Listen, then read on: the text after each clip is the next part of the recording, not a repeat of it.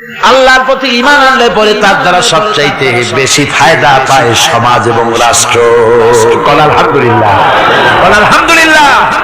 আল্লাহর প্রতি ঈমানের দ্বারা নৈতিক সংশোধন হয় এবং রাষ্ট্র আর সমাজ সবচাইতে বেশি উপকৃত হয়। কারণ হলো ইমানদার ব্যক্তি আল্লাহর প্রতি যে ঈমান এনেছে তার মনের মধ্যে ধারণা এটা হয় আমার কোনো কাজ তো গোপন থাকে না। ইন্নাল্লাহা লা ইয়াখফা আলাইহি শাইউন ফিল আরদি ওয়ালা ফিস সামা। আল্লাহর কাছে গোপন বলতে কিছু নাই, আকাশেও নাই জমিনেও নাই, কোনো কিছু গোপন নাই। সুতরাং আমি যা করি সব আল্লাহ দেখেন এবং শোনেন। এমনকি মানুষ যে কল্পনা করে সে কল্পনাও আল্লাহ টের পায় না, নাকি টের পায় কিনা? ওয়াইন তুবদু মিন আনফুসিকুম আও তুখফুহু ইউহাসিবুকুম বিহিল্লাহ। মনের ভিতরে যে কল্পনা করো আল্লাহ পাক বলেন এই কল্পনারও হিসাব আমি রব্বুল আলামিন তোমার কাছ থেকে নেব। ফায়ুআযযিবু মান ইয়াশাউ, যারে খুশি শাস্তি দেব আর যারে খুশি আমি maaf করে দেব। জোরে বলেন সুবহানাল্লাহ। ফায়াগফিরু লিমান ইয়াশা ওয়া ইউআযযিবু মান ইয়াশা, যারে খুশি maaf করব, যারে খুশি শাস্তি দেব। কল্পনারও হিসাব নেব।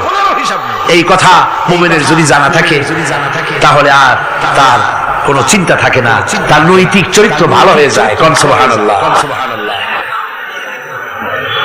আমার বন্ধুগণ, ইমানদার লোক আল্লাহর প্রতি ঈমান আসলে পরে সমাজ উপকৃত হয়, রাষ্ট্র উপকৃত হয়ে যায়। যেহেতু বান্দা জানে আমি দায়িত্বহীন কোনো কথা বলতে পারবো না, দায়িত্বহীন কোনো কাজ করতে পারবো না।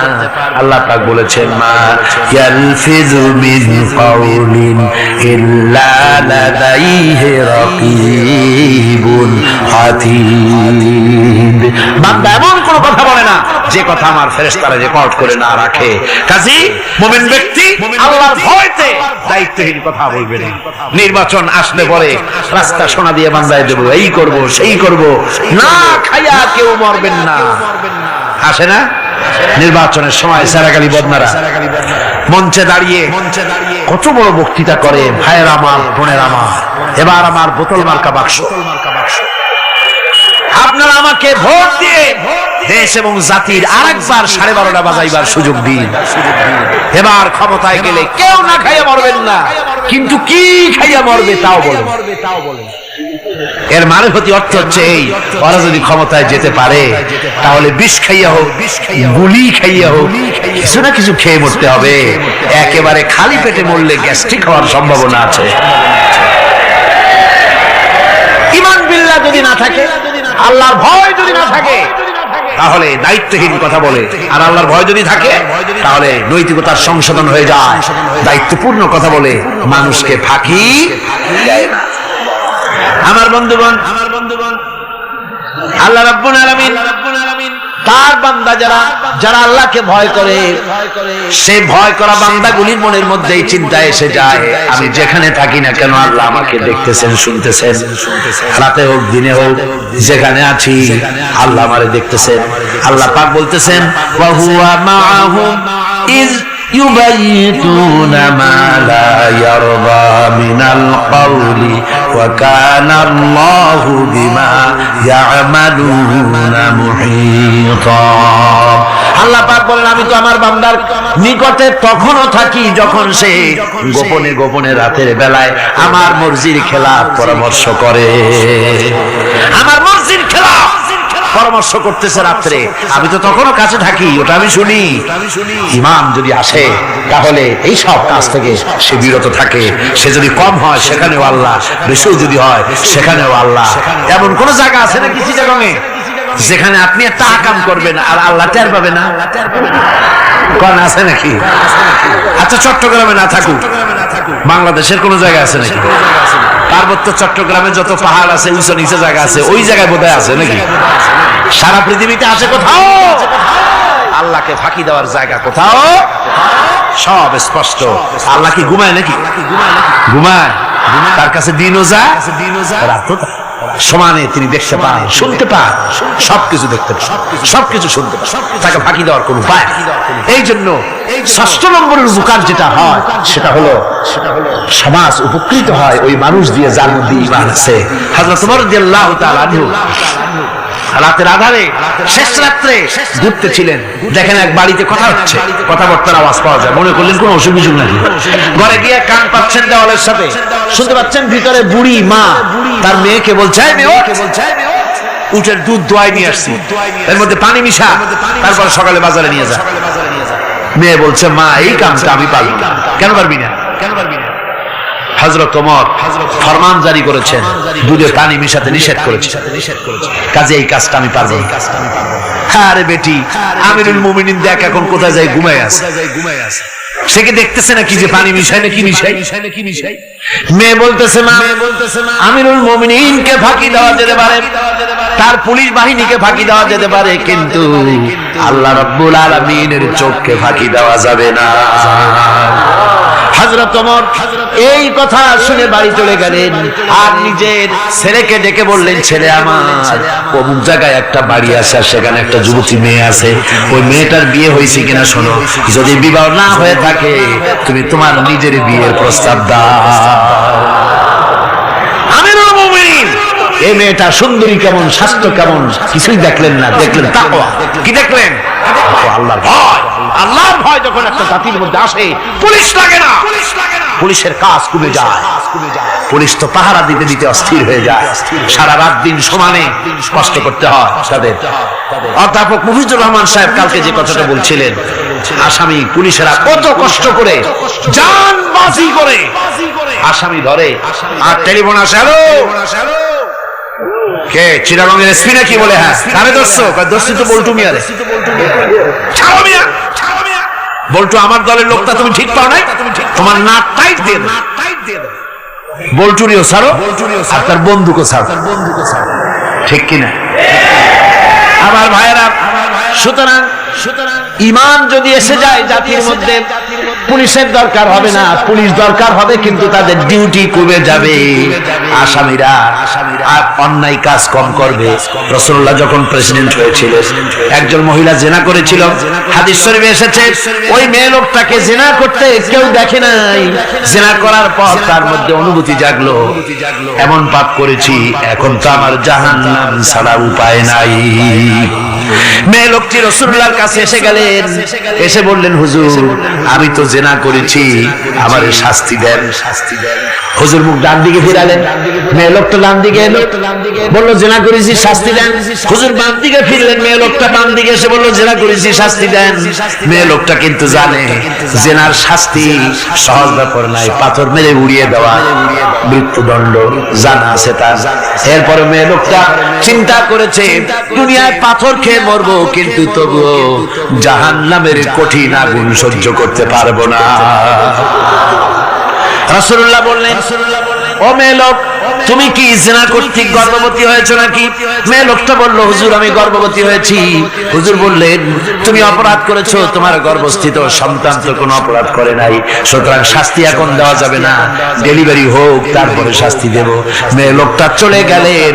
আল্লাহর নবী তার নামে কোনো কেস ফাইল করেন নাই, গোয়েন্দা বিভাগের পুলিশ লাগান নাই।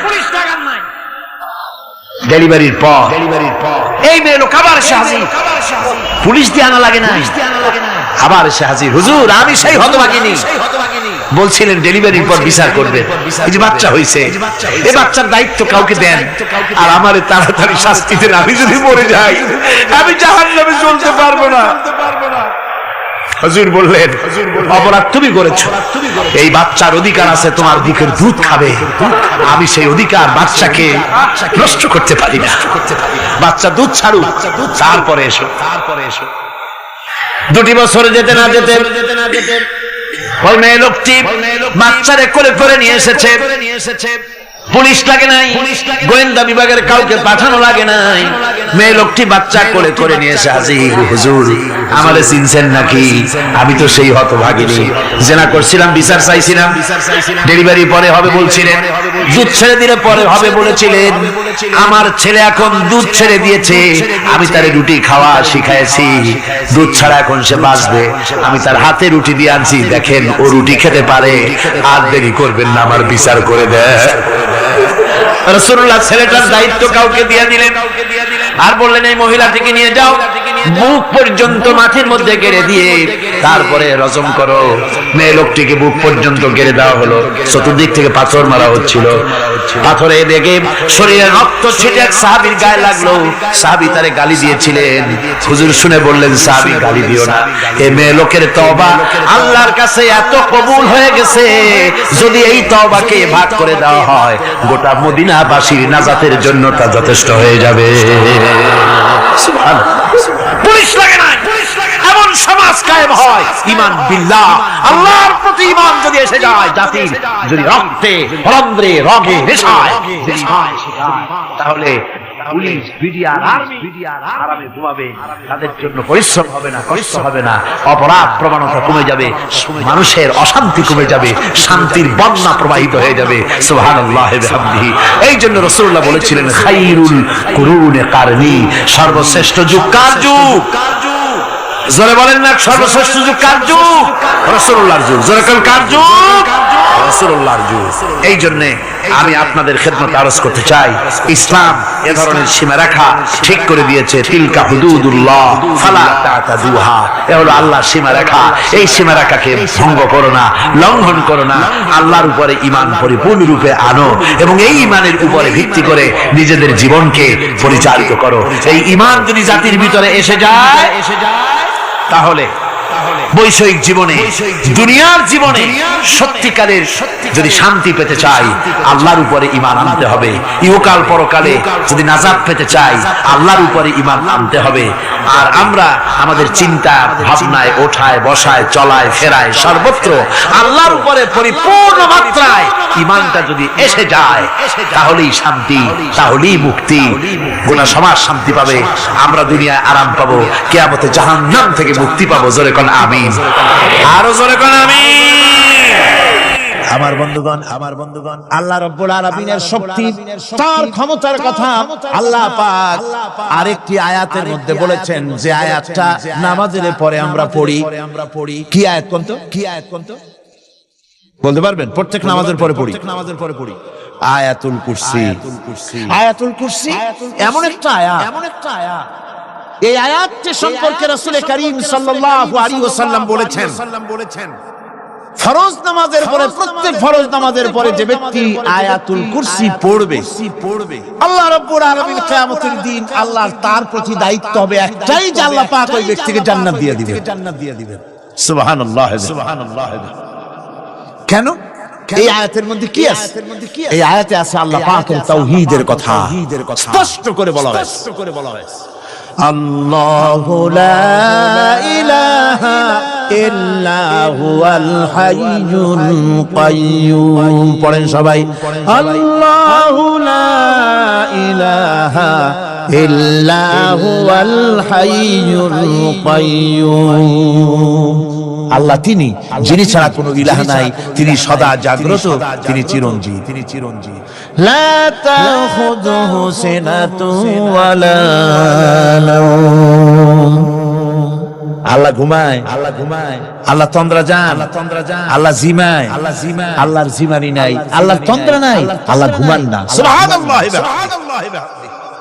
অহরহ তার সামনে রয়েছে গোটা পৃথিবী, গোটা আকাশ ও জমিন, সমস্ত সৃষ্টি জগৎ তার সামনে। তিনি ঘুমান না, তার কোনো তন্দ্রা নাই, তার কোনো নিদ্রা নাই। আল্লাহ কোথায় আছে? আল্লাহ কোথায়? এটি আকীদার প্রশ্ন, এটি আকীদার প্রশ্ন। আপনাকে বুঝতে হবে, জানতে হবে আল্লাহ কোথায়। আল্লাহ পাক হচ্ছেন আলাল আরশি ইস্তাওয়া। আল্লাহ পাক আরশে আজিমে। সদা সর্বত্র বিরাজিত এ কথার অর্থ কি? এটার অর্থ হলো আল্লাহ পাকের ইলম মুহাইয়া করে রেখেছে গোটা সৃষ্টি জগৎকে, তার ইলমের ভিতরে রয়েছে সব। কথা বুঝতে পেরেছেন? যদি বলেন আল্লাহ সব জায়গায় আছে, তাহলে তো পানির মধ্যে, বাথরুমের মধ্যে,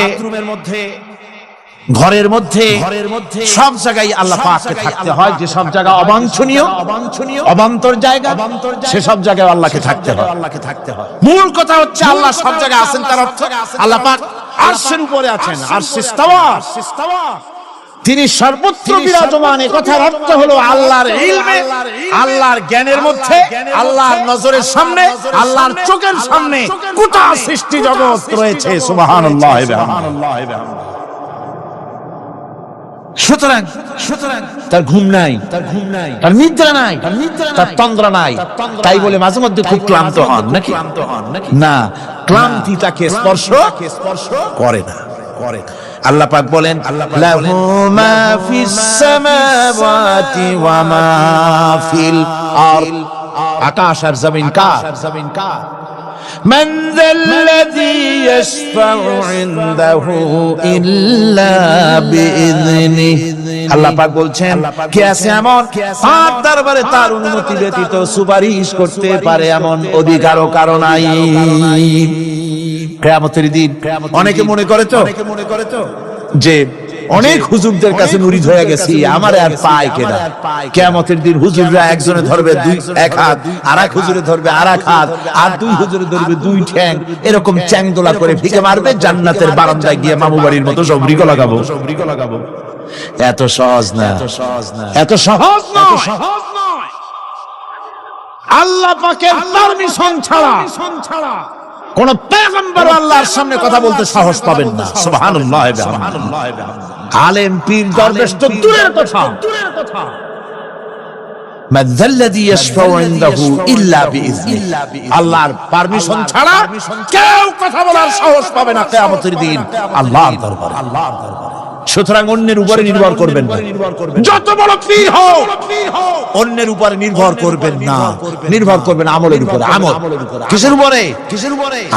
আমল তৈরি করতে হবে, আর ভরসা করতে হবে রহমতের উপরে, আল্লাহর রহমত। কিসের উপরে? আল্লাহর রহমতের উপরে ভরসা করতে হবে।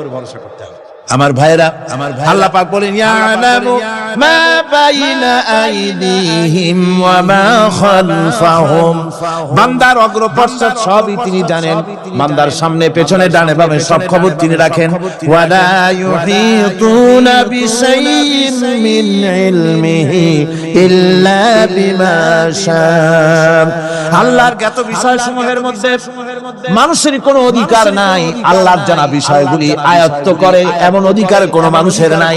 তবে আল্লাহ ইচ্ছে করে যদি কিছু তার নিজের জ্ঞান থেকে জানান, সেটা স্বতন্ত্র কথা। ওয়াসিআ কুরসিয়্যুস সামাওয়াতি ওয়াল আরদ, তার সাম্রাজ্য সমগ্র আকাশ এবং জমিন জুড়ে তারই সাম্রাজ্য। সাম্রাজ্য কার? রাজত্ব কার? বাদশাহী কার? ولا يؤوده حفظهما وهو العلي العظيم। এই সবের রক্ষণাবেক্ষণ এমন কোন কঠিন নয় যা তাকে ক্লান্ত করে দিতে পারে। সুবহানাল্লাহ বিহামদিহি। আকাশ এবং জমিন সমস্ত সৃষ্টি জগৎ এগুলি এমন কোন ব্যাপার না আল্লাহর কাছে যেগুলি সব কন্ট্রোল করতে গিয়ে তিনি ক্লান্ত হন, শ্রান্ত হন, বিশ্রাম নিতে হয় না। এগুলি কোন ক্লান্তি শ্রান্তি আল্লাহ পাককে স্পর্শ করেন না। তিনি হচ্ছেন মহান, তিনি এক মহান সত্তা, মহান স্রষ্টা। আল্লাহর জ্ঞান এবং ক্ষমতা সর্বাধিক, সবচাইতে বেশি জ্ঞান এবং ক্ষমতা আল্লাহ সুবহানাহু ওয়া তাআলা, তার চাইতে বড় ক্ষমতা, তার চাইতে বেশি জ্ঞান আর কারো হতে পারে না। কোরআনে কারিমে আল্লাহর জ্ঞান এবং ক্ষমতা আর গুণাবলী সম্পর্কে আল্লাহ পাক বলছেন, এগুলি আমাদের জানা দরকার। আল্লাহকে শুধু আল্লাহ হিসেবে মানলে হবে না, তার গুণ জানতে হবে, তার ক্ষমতা জানতে হবে। আল্লাহর গুণ, আল্লাহকে বিশ্বাস করতে হবে তার গুণ সহকারে। আল্লাহর বিশ্বাস করবেন কি সহ? গুণ সহ। সাপকে ভয় করতে হবে তার বিষের জন্য, তার বিষ আছে, বিষ সহকারে ওকে ভয় করতে হবে। সাপকে বিষ সহকারে ভয় করতে হবে। বাঘকে আপনাকে আক্রমণ করতে পারে, সেই ভয় করে আপনাকে বিশ্বাস করতে হবে। আগুন জ্বালাই দিতে পারে, সেই ভয় করে, সেই বিশ্বাস করে ভয় করতে হবে। আল্লাহ রাব্বুল আলামিনকে বিশ্বাস করতে হবে তার গুণাবলী সহকারে। এমনি আল্লাহ আছেন, এই কথাটুকুন বলাই যথেষ্ট নয়। কোরআনে কারীম বলছেন, হুয়াল্লাহুল্লাযী লা ইলাহা ইল্লা হুয়া আলিমুল গায়বি ওয়াশ শাহাদাতি হুয়ার রাহমানুর রহিম। তিনি আল্লাহ, যিনি ছাড়া কোনো ইলাহ নাই, তিনি পরম দাতা, তিনি দয়ালু। আল্লাহর এভাবে বিশ্বাস করতে হবে। হুয়াল্লাহুল্লাযী লা ইলাহা ইল্লা হুয়াল মালিকুল কুদ্দুসুস সালামুল মুমিনুল মুহাইমিনুল আজিজুল জব্বারুল মুতাকাব্বির। তিনি বাদশা, তিনি আল্লাহ, যিনি ছাড়া কোনো ইলাহ নাই। তিনি বাদশা, তিনি মহান, তিনি পবিত্র, তিনি শান্তির ধারক, তিনি নিরাপত্তার আধার, রক্ষণাবেক্ষণকারী একমাত্র তিনি। তিনি পরাক্রমশালী, সর্বজয়ী, তার উপরে কারো কোনো ক্ষমতা নাই। সুবহানাল্লাহি আম্মা ইউশরিকুন। আল্লাহ পাক পুত পবিত্র, তারা যে সমস্ত জিনিস দিয়ে আল্লাহর সাথে শরীক স্থাপন করে। হুয়াল্লাহুল খালিকুল বারিউল মুসাউবিরু লাহুল আসমাউল হুসনা। তিনি আল্লাহ, যিনি সৃষ্টিকারী, যিনি পরিকল্পনাকারী, আকার আকৃতি রচনাকারী। তার অনেক সুন্দর সুন্দর নাম রয়েছে আল্লাহ পাকের। সুতরাং আপনারা মুনাজাত করার সময়, দোয়া করার সময়, আল্লাহ বাগদাদের ওসিলায় আমারে মাফ করো, খাজা বাবার ওসিলায় মাফ করো, আজমিরের ওসিলায় মাফ করো না, হারাম। মুসলমান বলবে, আল্লাহ তোমার রহমান নামের ওসিলায় আমারে মাফ করো। সুবহানাল্লাহ পড়ে, জোরে কোন সুবহানাল্লাহ। হে আল্লাহ, তোমার রহিম নামের ইজ্জতে আমাকে মাফ করো, তোমার জালাল, তোমার জালালের ইজ্জতে আমাকে মাফ করো। তুমি গফুর, তুমি গফফার, তুমি আল্লাহ, তোমার চাইতে বড় কেউ নাই। আল্লাহ তোমার ইজ্জত, তোমার শানের কসম, তোমার শানের ওসিলায় তুমি আমাকে মাফ করে দাও। তোমার শান, তোমার বরকত, তোমার রহমান নামের বরকতে আল্লাহ আমি গরিব মানুষ, আমারে পয়সা দাও, আমি ঋণগ্রস্ত, আমাকে ঋণ মুক্ত করে দাও। এইভাবে আল্লাহ পাকের, আল্লাহ বলেছেন আমার আসমাউল হুসনা, আমার সুন্দর সুন্দর নাম আছে, ফাদউ বিহা, আমার নাম সুন্দর সুন্দর নাম দিয়ে আমারে ডাকো। সুবহানাল্লাহ। কার নাম ধরে ডাকবেন? কার নাম ধরে ডাকবেন? খবরদার ভুল করবেন না, খবরদার ভুল করবেন। আল্লাহকে দিয়ে ডাকো, আল্লাহর কাছে বলুন সব কথা। কাকে বলবে? ইউসাব্বিহু লাহু মা ফিস সামাওয়াতি ওয়া মা ফিল, ইউসাব্বিহু লাহু মা ফিস সামাওয়াতি ওয়াল আরদ ওয়া হুয়াল আজিজুল হাকীম।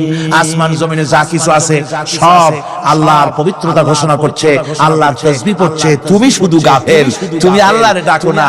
তোমার মরণ হয় গিয়ে কোথায় কবর আছে, মাজার আছে, ওই সব জায়গায় গিয়ে মরো আল্লাহরে থুইয়া। আজীব তামাশা, আজীব তামাশা। দুনিয়ার আল্লাহ জিকির করছে, আল্লাহ স্মরণ করছে, আল্লাহ তাসবিহ পড়ছে। জোরে কোন সুবহানাল্লাহ। আমার ভাইরা, আমরা কার কথা বলছি? মুহাব্বতের সাথে বলেন, কার কথা? আমার আল্লাহ কি কেউ যদি অন্তরের অন্তঃস্থল থেকে একবার যদি ডাকে আল্লাহ, আমার ভাইরা, মনের ডাক আর মুখের ডাক একরকম। दिल से जुबान निकलती है, असर रखती है, पर नहीं मगर ताकते परवाज रखती है। অন্তর থেকে যে কথা বেরোয় সে কথা প্রভাব বিস্তার থাকে, ডানা নাই কিন্তু ওড়ার ক্ষমতা রাখে। অন্তর থেকে কথা বলা, মুখের কথা বলা আলাদা। কলিজার অন্তরের অন্তঃস্থল থেকে, হৃদয়ের কন্দর থেকে কেউ যদি একটা বার বলে আল্লাহ, কোন বান্দা যদি যদি অন্তরের অন্তঃস্থল থেকে একবার যদি আল্লাহকে ডাকে, আল্লাহ পাক 70 বার সাড়া দিয়া বলেন, বান্দা কি চাও, আমি হাজির। কি চাও, আমি তোমার কাছে আছি। সুবহানাল্লাহ, সুবহানাল্লাহ, সুবহানাল্লাহ। এই আল্লাহ রাব্বুল আলামিনকে মহব্বত করতে হবে। তাওহীদের তাকাযা, তাওহীদের মূল বক্তব্য হচ্ছে ভালোবাসতে হবে আল্লাহকে। কাকে ভালোবাসতে হবে? বউর চাইতে, মায়ের চাইতে, বাপের চাইতে, সন্তানের চাইতে, জীবনের চাইতে কাকে ভালোবাসতে হবে? আল্লাহ সুবহানাহু ওয়া তাআলা, তাকে ভালোবাসতে হবে। আল্লাহ রাব্বুল আলামিন বলেন, ওয়া মিনান নাসি মান ইয়াত্তাখিযু মিন দুনিল্লাহি আনদাদান ইউহিব্বুনাহুম কাহুব্বিল্লাহ। যারা আল্লাহ ছাড়া অপর শক্তিকে আল্লাহর প্রতিদ্বন্দ্বী মনে করে, তারা আল্লাহকে ছেড়ে অন্যকে বেশি ভালোবাসে। আর ঈমানদাররা কি করে? ওয়াল্লাযীনা আমানু আশাদ্দু হুব্বান লিল্লাহ। যারা নাকি ঈমানদার, তারা জীবনের সব চাইতে আল্লাহ রাব্বুল আলামিনকে বেশি ভালোবাসে। আল্লাহকে বেশি ভালোবাসে যারা নাকি ঈমানদার। সুতরাং আল্লাহকে বেশি ভালোবাসতে হবে, মুহাব্বত করতে হবে আল্লাহকে বেশি। আল্লাহ পাককে তাওহীদের মূল বক্তব্য, আল্লাহকে বেশি ভালোবাসা। তাওহীদের মূল বক্তব্য হচ্ছে আল্লাহ পাককেই সিজদা করো। সিজদা কারে করবেন? কারে করবেন? আল্লাহ পাক বলেন, ওয়া মিন আয়াতিহিল লাইলু ওয়ান নাহারু ওয়াশ শামসু ওয়াল কমার। আল্লাহ পাকের অসংখ্য নিদর্শনাবলীর মধ্যে তার নিদর্শন হতেছে তিনি চাঁদ সৃষ্টি করেছেন, সূর্য সৃষ্টি করেছেন। লা তাসজুদু লিশ-শামসি ওয়ালাল কমার ওয়াসজুদু লিল্লাহিল্লাযী খালাকাহুন্না ইন কুনতুম ইয়্যাহু তা'বুদুন। চন্দ্রকে সিজদা করো না, সূর্যকে সিজদা করো না, যেহেতু চাঁদ আর সূর্যকে আমি আল্লাহ তৈরি করেছি। সিজদা কেবল মাত্র আমি আল্লাহ রাব্বুল আলামিনকে করবে, আর কারো সামনে নয়। সিজদা কেবল মাত্র কার? আমার দেশের লোকেরা বোঝে না, অনেক পীর সাহেবের সামনে গিয়াও কি করে? আবার কদম বুসিও করে। কদম বুসি করতে গিয়া সিজদার মতো হয়ে যায়, মাথা নিচু করে। যে ব্যক্তি কদম বুসি করতে গিয়া মাথা নিচু করলো আর সার করলো, সে যদি বাধা না দিল, তাহলে সে কদম বুসি যে করলো আর বাধা যে দিল না, দুজন কুফরির মধ্যে শামিল হয়ে গেল। সিজদা কাউকে করা যাবে না আল্লাহ ছাড়া। কাকে করতে হবে? একবার রাসূল করিম সাল্লাল্লাহু আলাইহি ওয়াসাল্লাম যাচ্ছিলেন পথ দিয়া, জঙ্গল থেকে একটা উট বেরিয়ে এসে হুজুরের পায়ের উপরে চুমা খাইলো, সিজদার মতোই করলো। সাহাবায়ে কিরাম বলেন, ইয়া রাসূলুল্লাহ, জঙ্গলি উটের কি খুশকিসমত, হুজুরের পায়ের উপরে চুমা খাইলো, মাথা লাগালো। হুজুর যদি অনুমতি দিতেন, আপনারে সিজদা দিয়ে আমরা ধন্য হতাম। নবীজি বলেন, খবরদার, এই পৃথিবীর কোন মানুষকে সিজদা দিতে পারে না। আমি যদি কোন মানুষের জন্য সিজদা করা জায়েজ করতাম, তাহলে দুনিয়ার সমস্ত নারীদের বলতাম স্বামীর সামনে সিজদা দিতে। সিজদা হবে কেবলমাত্র কার? আর কারো হতে পারে না। সুতরাং আল্লাহ কি সিজদা দিতে হবে? তাওহীদের মূল বক্তব্য আল্লাহকে ভালোবাসো, আল্লাহরে সিজদা দাও, আর নামাজ প্রতিষ্ঠা করো। কি করো?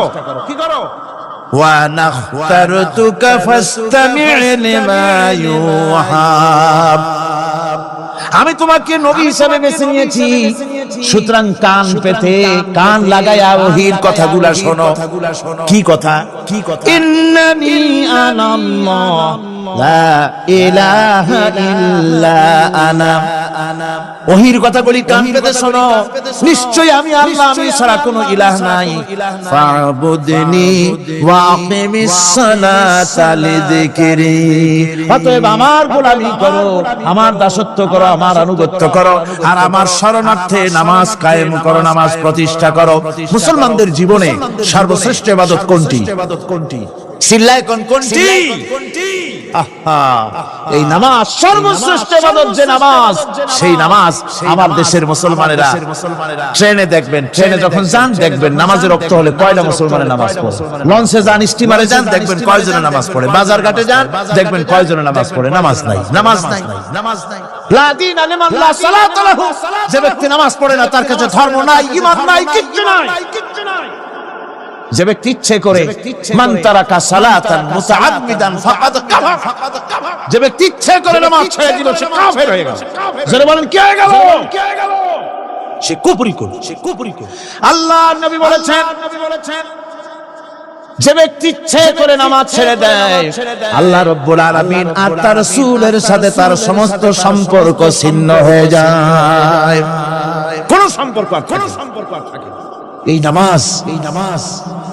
নামাজ রাসূল কারীম ইন্তেকালের সময় শেষ কথা বলেছেন, স্ত্রীর কথা না, মেয়ের কথা না, আত্মীয়দের কথা না, জীবনের শেষ কথা সালাত, as-সালাতু মা মালাকাত আইমানুকুম, নামাজ।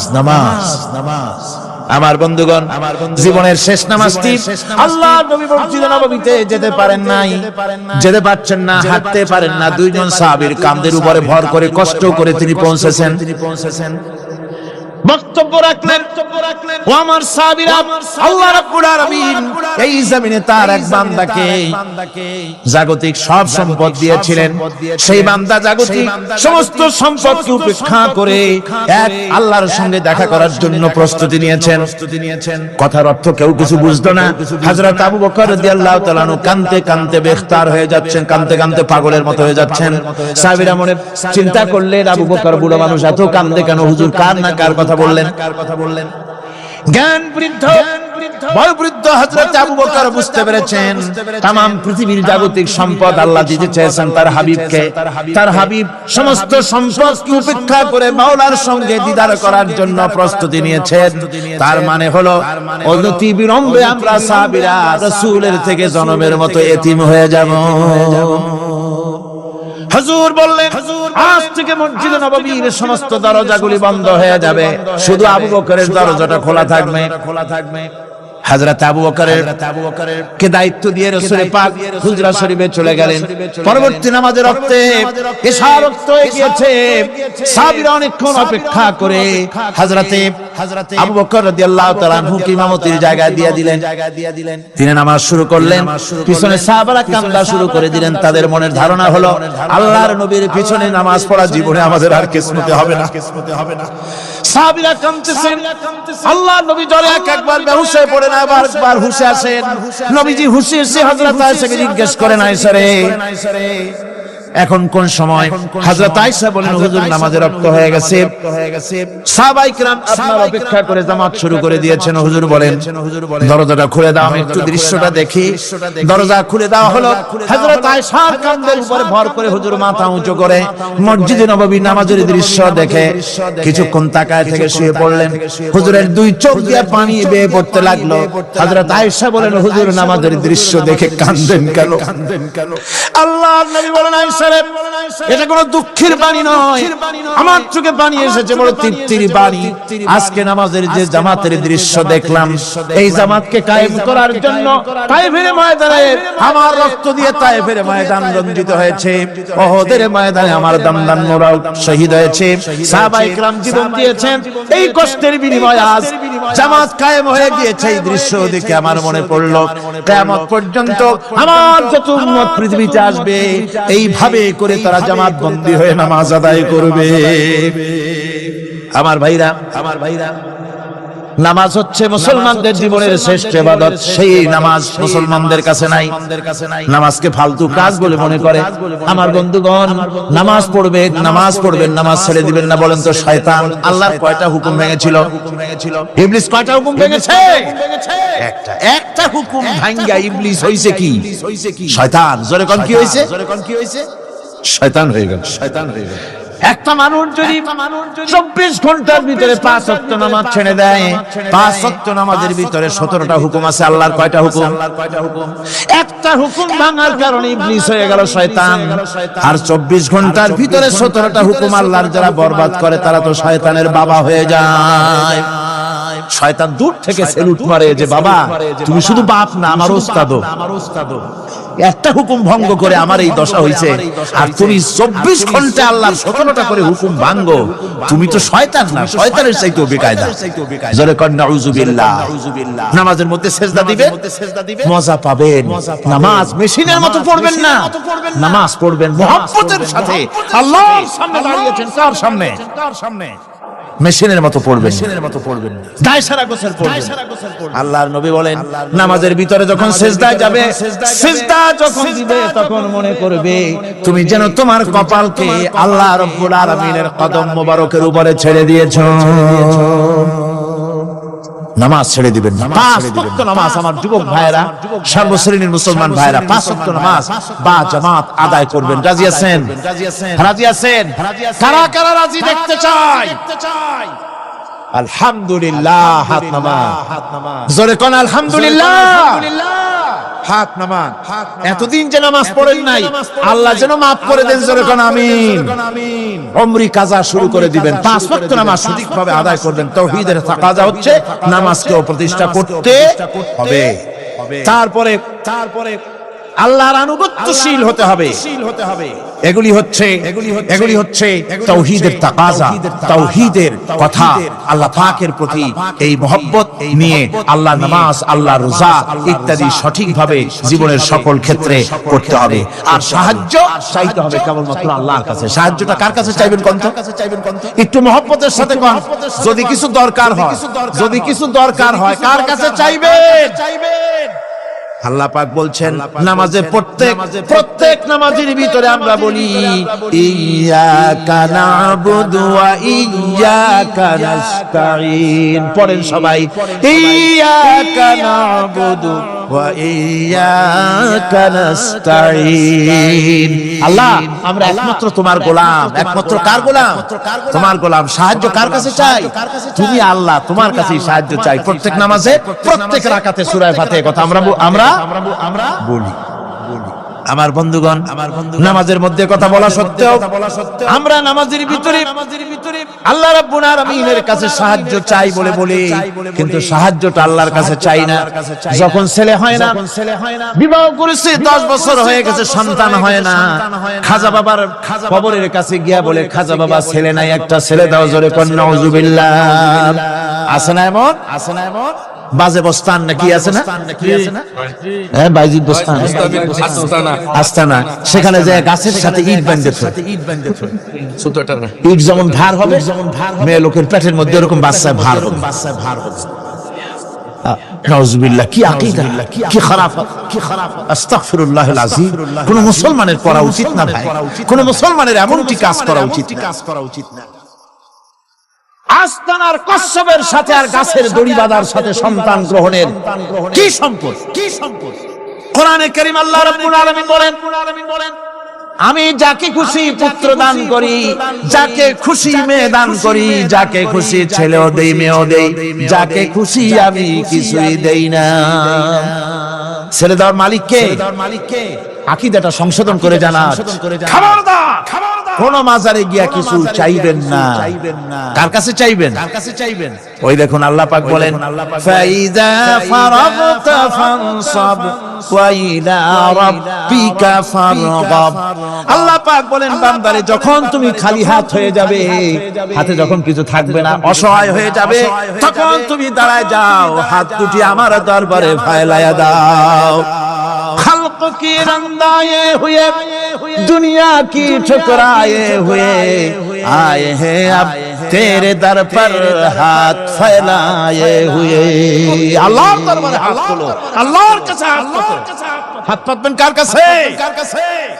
আল্লাহ পাকের কাছে। আল্লাহ শিখাই দিলেন খালি হাত যখন হয়ে যাবে আমার কাছে চাও, আমার কাছে দাঁড়াও, কারো কাছে চাইও না, আমারে বলো। বুখারী শরীফের ভিতরে এসেছে স্যান্ডেলের ফিতা কাছা যদি ছিঁড়ে যায় মানুষের কাছে চেও না, আমি আল্লাহর কাছে চাও। আমার কাছে চাও, আমি দিব। আল্লাহর ভান্ডারে অভাব আছে? জোরে কোন অভাব আছে? অভাব নাই।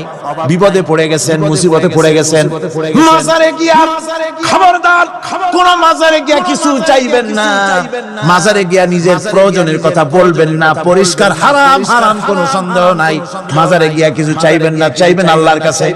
আপনি দেখুন ইউনূস আলাইহিস সালাম বিপদে পড়লেন, আপনি কি ইউনূস আলাইহিস সালামের চাইতে বেশি বিপদে পড়ছেন নাকি কম? ইউনূস আলাইহিস সালামের চাইতে অত বড় বিপদে দুনিয়ার কোন মানুষ পড়ছে কোনদিন? আমার ভাইয়েরা মাছে গিলে ফেলেছে, মাছ পানির অথল তলদেশে চলে গেছে, মাছের পেটের ভিতরে জানলা নাই, দরজা নাই। হযরত ইউনূস আলাইহিস সালাম লক্ষ্য করলেন এখন তো আর বাঁচতে পারবো না, মরা ছাড়া পথ নাই। ইউনূস আলাইহিস সালাম চিৎকার মারলেন, লা ইলাহা ইল্লা আনতা সুবহানাকা ইন্নী কুনতু মিনাজ জালিমিন। পড়েন সবাই, লা ইলাহা ইল্লা আনতা সুবহানাকা ইন্নী কুনতু মিনাজ জালিমিন। লা ইলাহা ইল্লা আনতা, আল্লাহ তুমি ছাড়া কেউ নাই, তুমি ছাড়া কেউ নাই, তুমি ইলাহ নাই, মাবুদ নাই। আমি তোমার পবিত্রতা ঘোষণা করছি, তুমি দয়া করে আমাকে বাঁচাও, আমি আমার নিজের উপর জুলম করেছি। আমার বন্ধুগণ, এত বড় মারাত্মক বিপদের ভিতরে ইউনূস আলাইহিস সালাম যখন চিৎকার মারলেন পানির ভিতরে বসে, মাছের পেটের ভিতরে বসে, আল্লাহ রাব্বুল আলামিন চুপ করে থাকলেন না, সঙ্গে সঙ্গে রব্বুল আলামিন জবাব দিয়া দিলেন, ফাস্তাজাবনা লাহু ওয়া নাজ্জাইনাহু মিনাল গাম্মি ওয়া কাযালিকা নুজিল মুমিনিন। আমি বললাম ইউনূস তুমি বিপদে পড়েছ, তুমি যখন চিৎকার মারলে তোমার চিৎকারের আওয়াজ দুনিয়ার কেউ শুনে নাই, কোন রাজা বাদশা, তোমার আত্মীয় বন্ধু বান্ধব কেউ শুনে নাই। নদীর অতল তলদেশে মাছের পেটের ভিতরে বসে যে চিৎকার তুমি মারলে পৃথিবীর কেউ শোনে নাই, আমি তোমার আরশের মালিক আল্লাহ রাব্বুল আলামিন শুনেছি।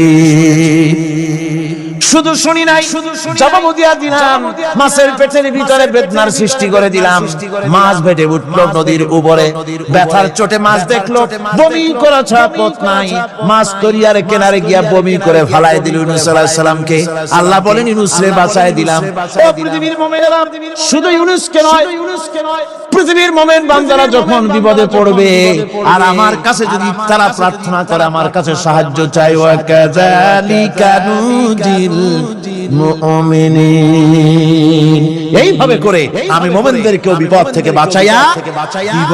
জোরে কাল সুবহানাল্লাহ। ওয়াদাকার, সুতরাং মাসারে নয়, মসজিদে গিয়া কাঁদবেন। কোথায় গিয়া কাঁদবেন? কোথায়? মসজিদে গিয়া কাঁদবেন। আমার বন্ধুগণ, আল্লাহ রাব্বুল আলামিন বলেন, ইয়ানসুরকুমুল্লাহু ফালা গালিবা লাকুম, আল্লাহ যদি তোমাকে সাহায্য করেন তবে কোন শক্তি তোমাকে তার উপরে জয়ী হতে পারবে না, কেউ তোমাকে তার থেকে ফিরাতে পারবে না। আর যদি আল্লাহ তোমাকে জিল্লতি দেন, যদি তোমাকে আল্লাহ পাক লাঞ্ছিত করেন, তোমাকে কেউ সম্মান দিতে পারবে না। দেখুন ইব্রাহিম আলাইহিস সালামকে নমরুদ আগুনের মধ্যে ফালাই দিবে। জিবরাইল বলছেন, ইব্রাহিম আমার কাছে সাহায্য চাও, আমি তোমার বাঁচাই দেব, আগুনটারে নিভাই দিব। কত বড় কথা, আমি বাঁচাই দেব, আমার কাছে বলো না। ইব্রাহিম আলাইহিস সালাম জিবরাইলের কাছে সাহায্য চাইছে, হযরত ইব্রাহিম বলেন, জিবরাইল সাহায্য তোমার কাছে আমি কেন চাইবো? তোমার কাছে সাহায্য চাওয়ার প্রশ্ন ওঠে না, কারণ আমি এমন কোন অন্ধ আল্লাহর ইবাদত করি না যে আল্লাহ তার গোলামের দুঃখ নিজের চোখে না দেখে। আমি আগুনে পড়ে গেলে, আগুনে জ্বললে পরে আমার আল্লাহ যদি খুশি হন, তাহলে এরকম আগুনে হাজার বার পুড়ে জীবন দিতে আমি ইব্রাহিম রাজি আছি। ইব্রাহিম আলাইহিস সালাম আগুনে পড়ে গেলেন, আল্লাহ পাক দেখলেন ইব্রাহিম পাস করছে, কোন ডিভিশন? ফার্স্ট ক্লাস পাস হয়ে গেছে। আগুনের ভিতরে পড়ে গেলেন, আল্লাহ পাক সঙ্গে সঙ্গে আগুনের প্রতি নোটিস করে দিলেন, ইয়া নারু কুনি বারদাও ওয়া সালামান আলা ইব্রাহিম। আগুন আমার ইব্রাহিমের জন্য শান্তিদায়ক ঠান্ডা হয়ে যায়। সুবহানাল্লাহ ওয়া বিহামদিহি। এই জন্য আল্লাহ রাসূল বলেছেন, ইযা সালতা ফাসআলিল্লাহ, যদি কিছু চাও কার কাছে চাইবা? কে শিখাচ্ছেন? রাসূল। আল্লাহ রাসূল বলছেন, ইযা সালতা ফাসআলিল্লাহ, যদি কিছু চাও আল্লাহর কাছে চাও। ওয়া ইযা ইসতানতা ফাসতাইন বিল্লাহ, আর যদি কিছু চাইতে চাও, সাহায্য চাও, সাহায্য চাইবা আল্লাহর কাছে। কার কাছে? কোন মাজারে চাইবেন? কোন মাজারে চাইবেন? কোন কবরস্থানে চাইবেন? কারা কারা চাইবেন হাত উঁচু করে দেখান। ভাইরা, এতক্ষণ আমি যা বললাম, আর রহমান আল্লামাল কোরআন, আল্লাহ আমাদের কোরআন শিখাইছেন, দয়াবান মেহেরবান তিনি আমাদের কোরআন শিখাইছেন। কোরআন আমাদেরকে তাওহীদ শিখাইছে। কি শিখাইছে? এতক্ষণ তাওহীদের কথা বললাম, এবার শিরকের কথা শুনতে হবে। তাওহীদ বোঝা যাবে না শিরক না জানলে, শিরক বোঝা যাবে না তাওহীদ না জানলে, দিন বোঝা যায় না রাত না বুঝলে, রাত বোঝা যায় না দিন না হলে, টক বোঝা যায় না মিষ্টি না হলে, মিষ্টি বোঝা যায় না টক বাতিটা না হলে। কথা বুঝতে পেরেছেন? একটার বিপরীত আরেকটা, এটাকে বুঝতে হবে। সুতরাং শিরক এটা হচ্ছে আন্দাজ আর অনুমানের উপর। শিরকের ভিত্তি আন্দাজ আর অনুমান। শিরকের ভিত্তি কি? এই কথাগুলি আমার না আমি কার কথা শোনাতেছি? আমি কি কিসসা কাহিনী শোনাচ্ছি? গাজাখুরি গল্প? আল্লাহর কথা। আমার আল্লাহ পাক বলছেন, আলা ইন্না লিল্লাহি মান ফিস সামাওয়াতি ওয়া মান ফিল আরদ, জেনে রাখো আসমানের বাসিন্দা হোক আর জমিনের বাসিন্দা হোক, সব হতেছে আল্লাহর মালিকানাধীন। কার মালিকানাধীন? وما يتبع الذين يدعون من دون الله شركاء, যারা আল্লাহকে ছাড়া মন গড়া শরীকদারকে ডাকে, আল্লাহরে বাদ দিয়া অন্য শরীকদের যারা ডাকে, তারা এইটা ডাকে কিভাবে? ইয়াত্তাবিউনা ইল্লা যন্না ওয়া ইনহুম ইল্লা ইয়াখরুসুন, তারা নিছক আন্দাজ এবং অনুমানের অনুসারী, আর শুধু কল্পনাই করে। সব কল্পনা, কোনো দলিল নাই। মাজারে গিয়া কিছু চাওয়া, এর কি কোনো দলিল আছে? রাসূলুল্লাহ এরকম করেছেন, সাহাবায়ে কেরাম এরকম করেছেন? আগরবাতি দেওয়া, মোমবাতি দেওয়া, চাদর দেওয়া, এগুলো রাসূলুল্লাহ করেছেন না সাহাবায়ে কেরাম করেছেন? এগুলি সব আন্দাজ এবং অনুমানের উপরে করা। শিরক হচ্ছে অন্ধ অনুকরণের পরিণতি। ওই দেখছি মা বাপ করেছে, মুরব্বিরা করেছে, তাই করে। আল্লাহ পাক বলছেন, যদি তাদের জিজ্ঞেস করে সব কাজ করো কেন তারা? রব্বুল আলামিন বলেন, হাউলাই মা ইয়াবুদুনা ইল্লা কামা ইয়াবুদু আবাউহুম মিন ক্বাবল। হে নবী, এরা সেই মিথ্যা খোদাদের ইবাদত করে। কেন করে? প্রশ্ন করা হলে তারা এই জন্যই করে যে তাদের বাপ দাদারে করতে দেখেছে, তাই বাপ দাদাদের অনুসরণ তারা করে, অনুকরণ করে, আন্দাজের উপরে, অনুমানের উপরে। তাদের কাছে কোনো দলিল নাই। এই শিরক থেকে ফিরে থাকার জন্য সূরা লোকমানের মধ্যে দেখুন, হযরতে লোকমান তিনি তার সন্তানকে ডেকে বলছেন, ইয়া বুনাইয়া ইয ক্বালা লোকমানু লিবনিহি ওয়া হুয়া ইয়াইযুহু ইয়া বুনাইয়া লা তুশরিক বিল্লাহ ইন্নাশ শিরকা লাযুলমুন আযীম। ইয়া বুনাইয়া, হে আমার নান্না মুন্না লাডলা, হে আমার কলিজার টুকরা সন্তান, ইয়া বুনাইয়া লা তুশরিক বিল্লাহ, খবরদার আল্লাহর সাথে শরীক স্থাপন করো না। ইন্নাশ শিরকা লাযুলমুন আযীম, শিরক হচ্ছে মস্ত বড় অপরাধ। যারা শিরক করে তারা অপমানিতের শেষ পর্যায়ে চলে যায়, তারা অপমানিত হয়। কিরকম? ومن يشرك بالله فكأنما خر من السماء فتخطفه الطير أو تهوي به الريح في مكان سحيق। আল্লাহর সাথে যারা শিরক করে সেজন্য আকাশ থেকে পড়ে গেল। কার কথা এটা? যে ব্যক্তি শিরক করলো সেজন্য আকাশ থেকে পড়ে গেল, আর পাখি যেন তাকে মহাশূন্য থেকে ছো মেরে নিয়ে গেল, বাতাস যেন তাকে এক বিরাট প্রান্তর নিয়ে বিন্দু বিন্দু করে ছিন্ন ভিন্ন করে দিল। তার মানে হলো আকাশ থেকে পড়ে যাওয়ার অর্থ হলো তাওহীদের অবস্থান থেকে সরে যাওয়া। পাখিতে ছো মারার অর্থ হলো যখন সে শিরক করে তখন শয়তানের সে ফুটবল হয়ে যায়। শয়তানের কি হয়? শয়তানের ফুটবল হয়ে যায়। বাতাস উড়িয়ে নেওয়ার অর্থ হলো লালসা এবং নফসের প্রবৃত্তির ভিতরে লোকটি নিমজ্জিত হয়ে যায়। সুতরাং অপমান এবং লাঞ্ছনা পাওনা থাকে যারা শিরক করে তাদের জন্য।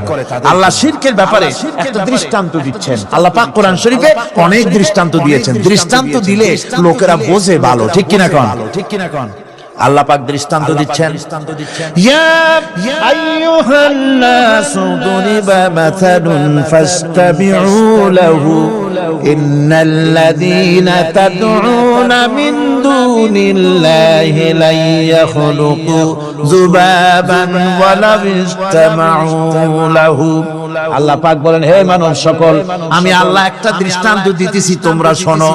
সুবহানাল্লাহ, সুবহানাল্লাহ। আল্লাহ পাক বলছেন, আমি একটা দৃষ্টান্ত দেই, তোমরা শোনো। ফাসতামিউ লাহু, কান পাতা ভালো করে শোনো আমার দৃষ্টান্তটা। আমি আল্লাহর বাদ দিয়ে যারা অন্যদেরকে ডাকে প্রয়োজন পুরাবার জন্য, সন্তান পাওয়ার জন্য, স্বাস্থ্য ভালো হওয়ার জন্য, ঋণ মুক্ত হওয়ার জন্য, ইবাদত করার নিয়ত নিয়ে আমারে বাদ দিয়ে তারা যারা ডাকে, যাদেরকে ডাকা হলো, ওরা তো মাছির মতো একটা প্রাণীও বানাইতে পারে না। ছোট্ট একটা মাছিও বানাইতে পারে? জোরে বলেন পারে? মাছির মতো প্রাণী বানানো তো দূরের কথা। وَيَسْلُبُهُمُ الذُّبَابُ شَيْئًا لَا يَسْتَنقِذُوهُ مِنْهُ ضَعُفَ الطَّالِبُ وَالْمَطْلُوبُ। ওই মাছি যদি তার কাছ থেকে কোনো জিনিস হরণ করে নিয়ে যায়, মাছির কাছ থেকে ওটা ফিরায় রাখার ক্ষমতা তার নাই। মূর্তি বানানো হয় 10 খানা হাত, 20 খানা হাত, 40টা মাথা, সামনে ডাব আছে, চিড়া আছে, কলা আছে, মুড়ি আছে, কত খাবার। মাছিতে সব যদি নিয়ে যায়, কুত্তায় দাঁড়ায় যদি গায়ে পেশাবও করে দেয়, এতগুলা হাত একটা হাত দিয়েও সরাইয়া দিতে পারে না। আল্লাহ পাক বলেন, দাউফাত তালিবু ওয়াল মাতলুব। যাদের কাছে ওরা চায়, ওই আশ্রয় প্রার্থী আর আশ্রয়দাতা দুটোই দুর্বল। হাদিস শরীফে এসেছে, একবার এক মুশরিক রাসূল করিম সাল্লাল্লাহু আলাইহি ওয়াসাল্লামের কাছে এসেছেন একটা ভাঙ্গা, ঠ্যাং ভাঙ্গা, কল্লা ভাঙ্গা একটা মূর্তি নিয়ে। হুজুর বলছেন যে তোমার এই মূর্তিটার কল্লা ঠ্যাং ভাঙ্গা কেন? সে ব্যক্তি কইল যে হুজুর, এটা হলো আমার খোদা। বিপদ আপদ থেকে বাঁচার জন্য সব সময় বগলে রাখি, না জানি কোন সময় কোন বিপদে পড়ে যায়।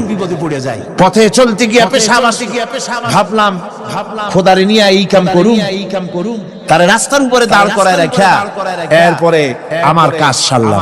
এসে দেখি খোদাটার মাথা থেকে শুরু করে পা পর্যন্ত খালি ভিজা। ভাবলাম খোদার শরীর ভিজা, নিশ্চয়ই কোনো বরকতের পানি হবে। কোলে তুলে নিয়ে চাটা আরম্ভ করলাম। চাটতে গিয়ে টের পাইলাম যে গন্ধ লাগে টক টক। আশ্চর্য কথা, বরকতের পানি এরকমের ঝাঁঝালো গন্ধ, নাক ছিঁড়ে যাওয়ার মতো। বিষয়টা কি? কিসের বরকত? এদিক ওদিক তাকায় দেখি দূরে একটা কুত্তা দাঁড়ানো, আর তার নিচের থেকে পানি টপকাচ্ছে। তখন বুঝলাম কি বরকতের পানি। কয় হুজুর, মেজাজটা খারাপ হয়ে গেল। খোদাটার ঠ্যাং না ধরিয়া ঠ্যাং ধরে বললাম, তুই খোদা না হুদা? কুত্তার পেশাব দিয়া নিজের বাঁচাইতে পারো না, আমারে বাঁচাবি কেমনে? কাসার দিয়া কল্লা ভাঙিয়া ফেলাইছে। হুজুর জিজ্ঞেস করলেন, আমার কাছে কেন এসেছো? মুশরিক ব্যক্তি বলছি, ইয়া রাসূলুল্লাহ, জীবনের ভুল বুঝতে পেরেছি, আমি এখন তাওহীদের শরবত পান করতে এসেছি। নবীজি বললেন, পড়ো লা ইলাহা ইল্লাল্লাহু মুহাম্মাদুর রাসূলুল্লাহ। আল্লাহ পাক কি সুন্দর করে বুঝাচ্ছেন, আমি ছাড়া কারো কোনো ক্ষমতা নাই। আল্লাহুল্লাযী خلقكم ثم رزقكم ثم يميتكم ثم يحييكم আল্লাহ বলছেন ও বান্দারা শোনো আমি আল্লাহ তোমাদেরকে সৃষ্টি করেছি শুধু সৃষ্টি করি নাই খাবার দিয়েছি কে দিয়েছেন খাবার সৃষ্টি করেছি খাবার দিয়েছি এরপরে তোমাদের মৃত্যু করব আবার মৃত্যুর উপরে আমি আল্লাহ তোমাদের জিন্দা করব হাল মিন শুরাকাইকুম মান ইয়াফআলু মিন যালিকুম মিন শাই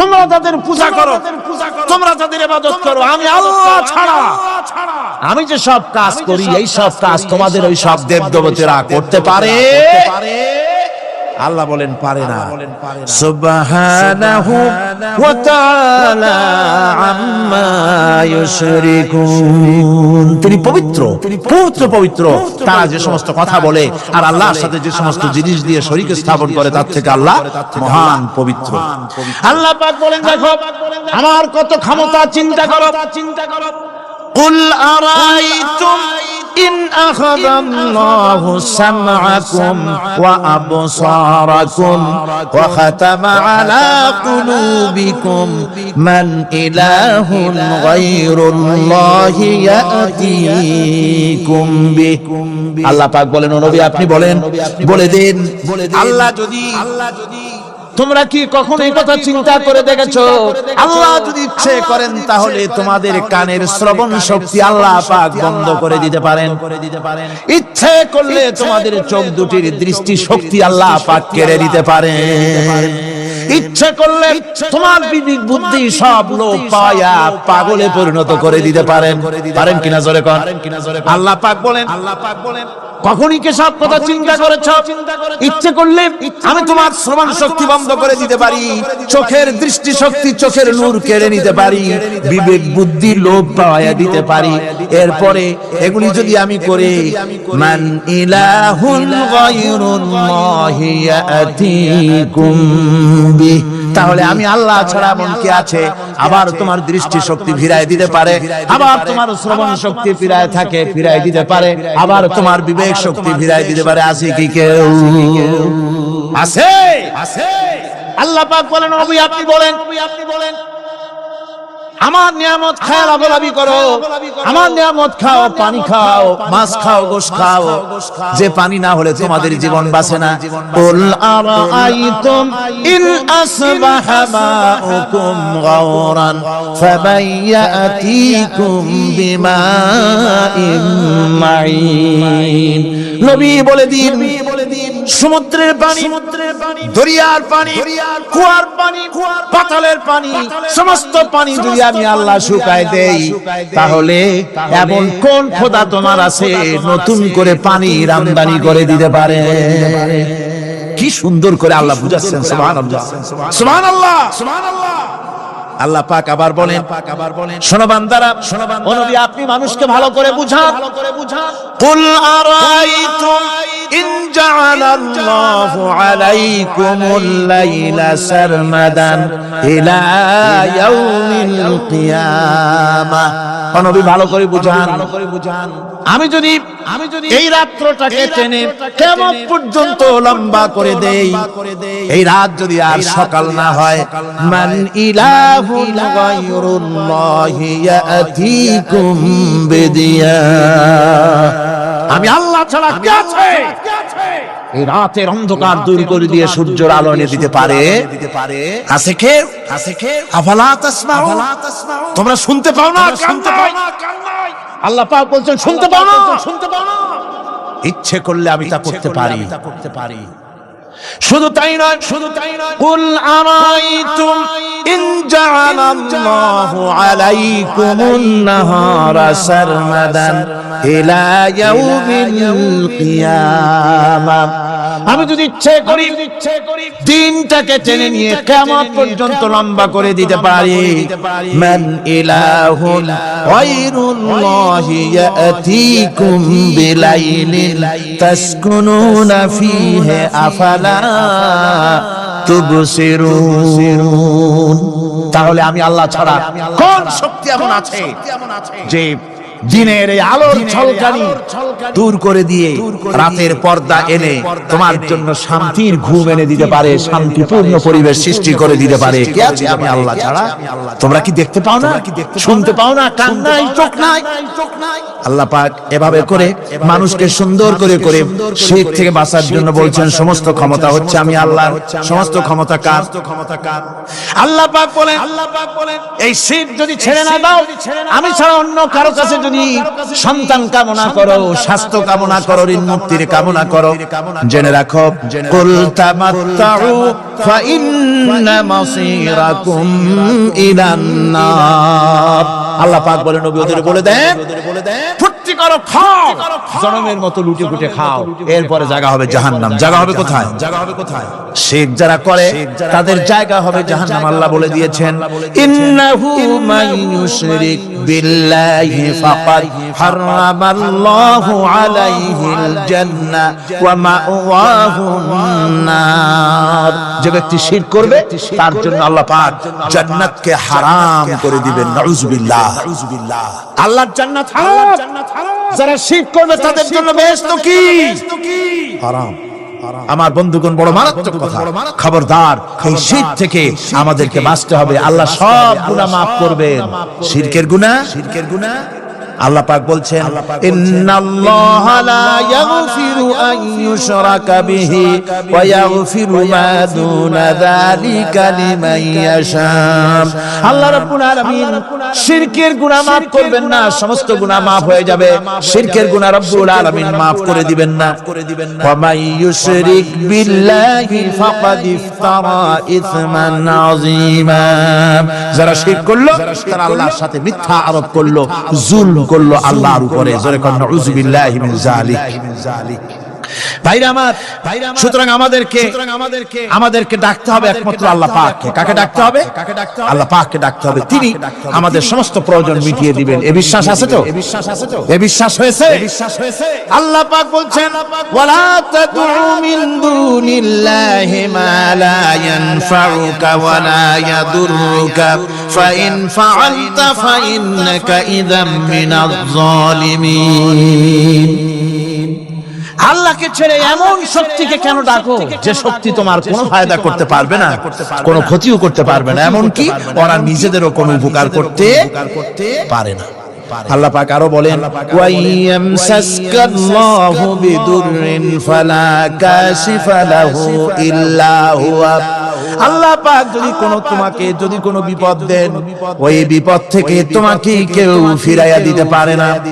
ওয়াইয়ুরিদিকা বিখাইরিন ফালা রাদ্দাল লিফাদলি। আল্লাহ পাক যদি তোমার কোনো অনুগ্রহ করতে চান, তোমাকে যদি কোনো সাহায্য করতে চান, সেই সাহায্যের মুখেও তোমাকে কেউ প্রতিরোধ গড়ে তুলতে পারে না, আল্লাহ সাহায্য ফিরাই দিতে পারে না।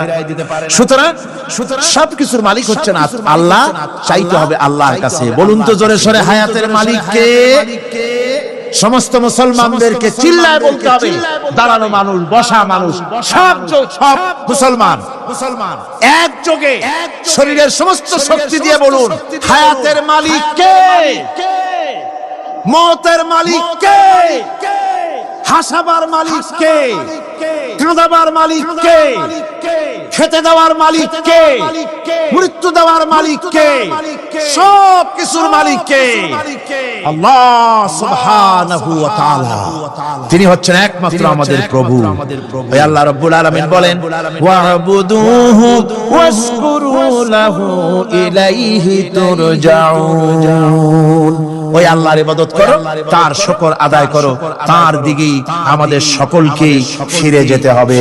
আমরা বিপদে পড়ি, মুসিবতে পড়ি, যে অবস্থায় থাকি আল্লাহ আমাদেরকে বাঁচান, রক্ষা করেন, এই বিশ্বাস আমাদের মনের মধ্যে সব সময় থাকতে হবে। আমরা ঝড়ের মধ্যে পড়ি, বৃষ্টির মধ্যে পড়ি, বিপদে পড়ি, যেখানেই থাকি, যত কষ্ট করি, সব জায়গায় আল্লাহ আমাদের হেফাজত করেন। কে করেন? হেফাজত। সুতরাং কোনো মাজারে নয়, কোনো কবরে নয়।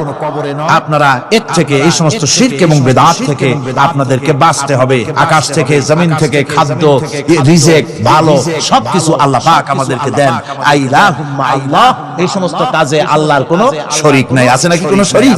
যদি থাকে কুল হাতু বুরহানাকুম ইন কুনতুম সাদিকিন, যদি তোমাদের কোনো দলিল থাকে, যদি সত্যবাদী হও তোমাদের দাবিতে, তাহলে সেই দলিল তোমরা নিয়ে আসতে পারো। আমাদেরকে পরিষ্কারভাবে সবকিছু চাইতে হবে আল্লাহর কাছে। এই ঈমান আজকে পোক্তা হলো তো? জোরে বলেন পোক্তা হলো? আমরা মুনাজাত করব। এখন কি করব? মুনাজাত হবে। দাঁড়ানো ভাইরা বসেন, এক মুহূর্তের ভিতরে দাঁড়ানো ভাইরা বসে পড়ুন। আল্লাহর কাছে এখন আমরা চাইবো। আজকে জুমার রাত, আজকে কিসের রাত? যে আল্লাহর এত শক্তির কথা বললাম, সেই আল্লাহর কাছে চাইবো, ভিক্ষা করব। আজকে আল্লাহর কাছে চাইবো। আল্লাহর কাছে চাওয়া থেকে যারা মাহরুম হয় তাদের অবস্থা যে কত করুণ।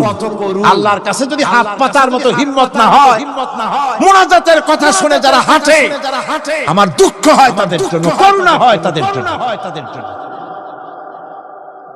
আল্লাহ পাকের কাছে হাত তুলতে হবে, আল্লাহর কাছে হাত তুলতে হবে। কার কাছে হাত তুলতে হবে? আল্লাহর কাছে। এখন মুনাজাত হবে। দাঁড়ানো ভাইরা বসেন, কোন মুসলমান দাঁড়ানো থাকবেন না। সাহায্য আমরা প্রাণ ভরে চাইবো আল্লাহর কাছে। কার কাছে? একটি হাদিস আপনাদেরকে শোনাতে হবে। রুবিয়াত তাবারানী ফি ইসনাদিহি أنه كان في زمان النبي صلى الله عليه وسلم منافق يؤذي المؤمنين فقال بعضهم قوموا بنا نستغيث برسول الله صلى الله عليه وسلم من هذه المنافق তাবারানী হাদিসটি সনদ সহকারে হাদিসটি এসেছে। সেটা হচ্ছে এই যে রাসূল করিম সাল্লাল্লাহু আলাইহি ওয়াসাল্লামের জামানায় একজন মুনাফিক এক এলাকায় মুসলমানদেরকে খুব রকম নির্যাতন করতেছিল। এলাকার মুসলমানেরা বলল যে চলো আমরা যাই, রাসূল করিম সাল্লাল্লাহু আলাইহি ওয়াসাল্লামের কাছে সাহায্য চাই, তিনি যেন মুনাফিক থেকে আমাদের বাঁচান। এবং তারা গিয়ে রাসূলের কাছে মুনাফিক থেকে বাঁচার জন্য সাহায্য চাইলেন। فقال النبي صلى الله عليه وسلم انه لا يستغاث بي وانما يستغاث بالله।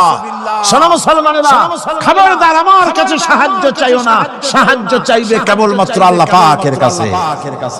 সাহায্য চাইতে হবে আল্লাহ পাকের কাছে।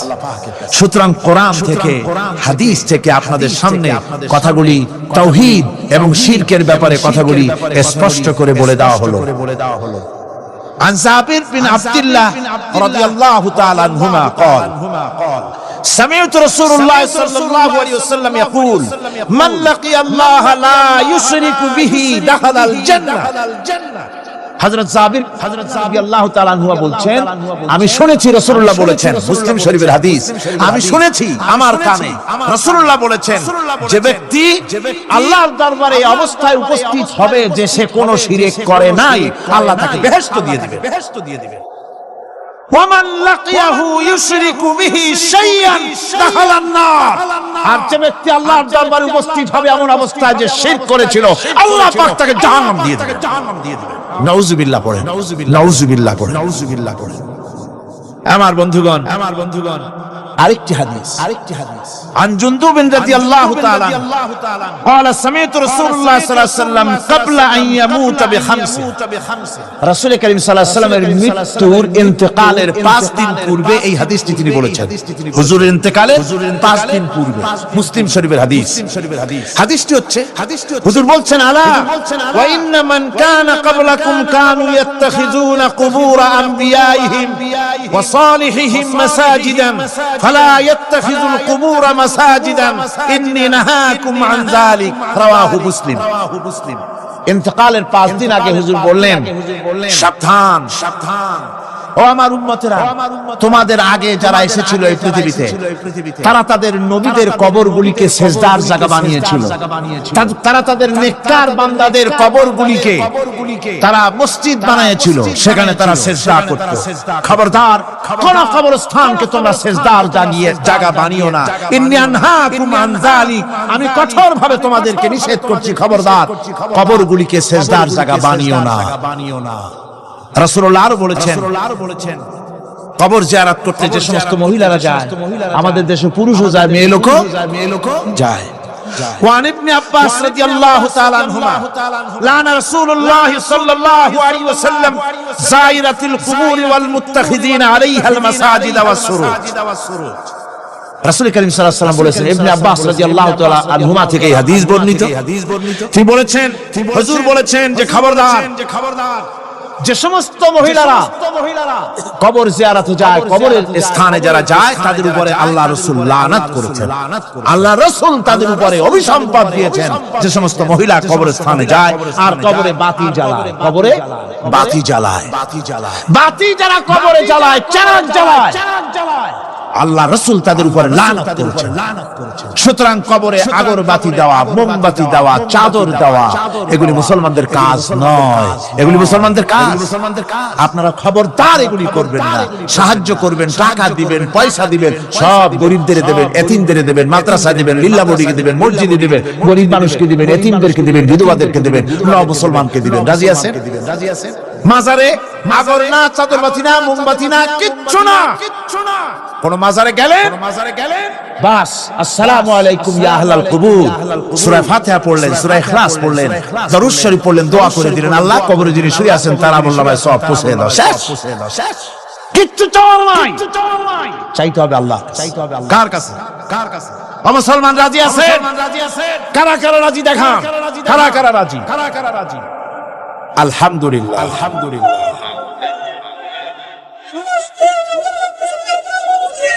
আমার বন্ধুগণ, সুতরাং আর রহমান আল্লামাল কোরআন, আল্লাহ রাব্বুল আলামিন তিনি আমাদেরকে কোরআন শিক্ষা দিয়েছেন।